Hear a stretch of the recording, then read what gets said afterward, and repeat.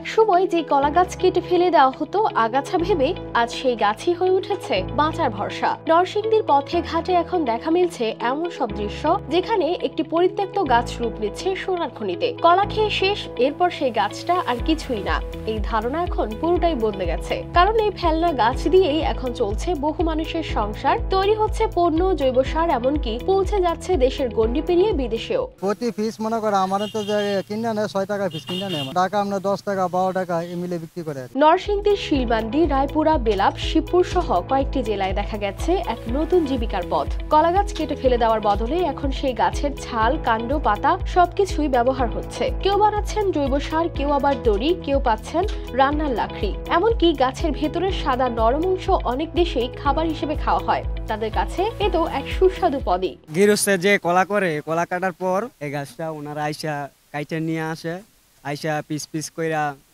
তারা কারণ বাজারে নিয়ে যায়, ওইখানে তারা বিক্রি করে। শুনছি যে বিদেশেও বিক্রি হয়। প্রক্রিয়াটি শুরু হয় মাঠে পড়ে থাকা গাছ কেটে আনা থেকে।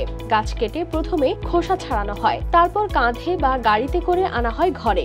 এরপর বের করা হয় সেই সাদা অংশ, যেটাকে স্থানীয়রা বলেন থোর বা মাইজা। এরপর নির্দিষ্ট মাপে কেটে বস্তায় ভরে পাঠানো হয় ঢাকার বিভিন্ন স্থানে। 600 টাকায় কিনে বস্তা প্রতি বিক্রি করছেন প্রায় 1200 টাকা। সারা বাংলাদেশের মধ্যে এই জিনারদি এলাকার শুধু 3 জন মানুষ এই ব্যবসার সাথে সম্পৃক্ত।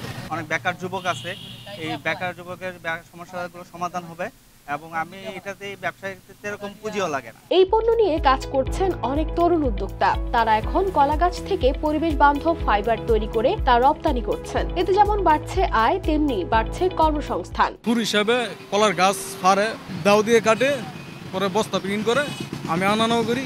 জেলা কৃষি সম্প্রসারণ অধিদপ্তরের তথ্য বলছে, এবছর নরসিংদীতে 2150 হেক্টর জমিতে কলা চাষ হয়েছে। নরসিংদী সদর এবং পলাশ উপজেলার পাশাপাশি শিবপুর এবং মনোহরদী হতে এই কাইজাল বা মাজ্জা এগুলো সংগ্রহ করে বিক্রি করতেছে। তারা আর্থিকভাবে যেমন লাভবান হচ্ছে, বাগানিরা ফল সংগ্রহের পরে যে অবশিষ্টাংশ আছে সেগুলো খুব সহজেই মাঠ থেকে সরিয়ে ফেলতে পারছে। এগুলো শুকনো অংশ তারা লাকড়ি বা জ্বালানি হিসেবে ব্যবহার করতেছে এবং ভার্মি কম্পোস্ট উৎপাদনকারী চাষিরা সেই খোল তারা সার উৎপাদনে ব্যবহার করতেছে। একটি সময় যে গাছটিকে আবর্জনা হিসেবে দেখা হতো, আজ সেটি হয়ে উঠেছে সম্ভাবনার প্রতীক। শুধু দেশেই নয়, বিদেশেও রপ্তানি হচ্ছে এই ফেলনা গাছের রত্ন ভাণ্ডার। News desk, RTV।